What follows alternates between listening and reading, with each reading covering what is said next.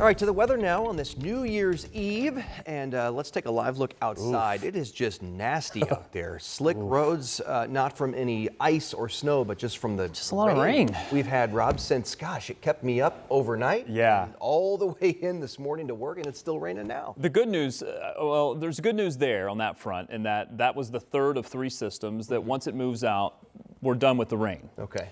I have made two changes to the 7-day forecast. You want the good news or you want the bad news? Let's start with the bad. The bad news is that it is exceptionally colder than previously forecast, so I have trended most of the numbers down. Good news? Snow?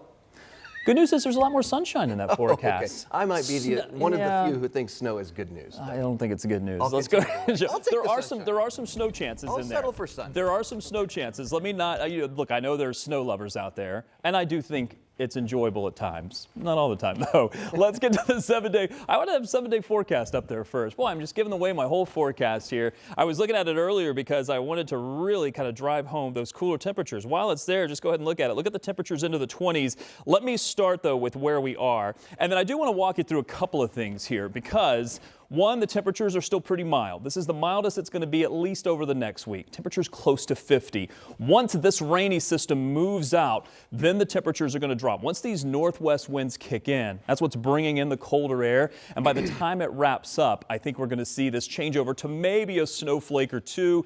But by the time it gets cold enough for that to happen, most of the moisture is out of here. We've already kind of covered that part of the forecast. What I want to do is look ahead to where we go from there with the colder air in place. Tonight, not terribly cold, into the 20s.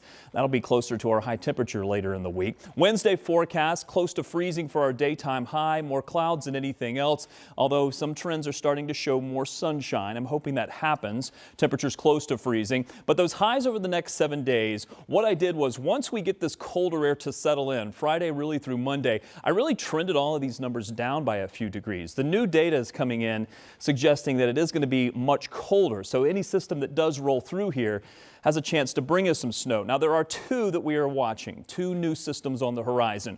One is going to arrive late Thursday night. By Thursday midday, we're still looking pretty good. This is a quick little Alberta clipper. It's going to move through here, bring us maybe a half an inch to an inch of snow overnight, Thursday night and into Friday, and then that should move through here. Not expecting a whole lot from this except maybe Friday morning. Watch for maybe some slick conditions. Let me get back to the 7-day forecast because if you'll notice, Thursday and Friday, there's no mention of snow here.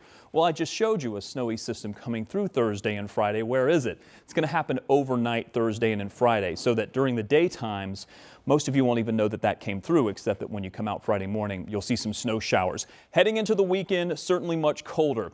And let me drive this point home. Sunday into Monday, if you are a fan of the let's call them cowboy meteorologists, social media posts that go around that have been advertising some big scenario on Sunday into Monday, I caution you against that because the latest data that's coming in is moving this system so far to the south that we may not see anything from it. Still a long time to go before we get to that system, which is why we are very cautious with our forecast. I don't want you to make plans for something that may or may not happen. We'll nail that down as it gets a little bit closer, Dustin. Okay, I know you were paying close attention to that. Thank you, Rob.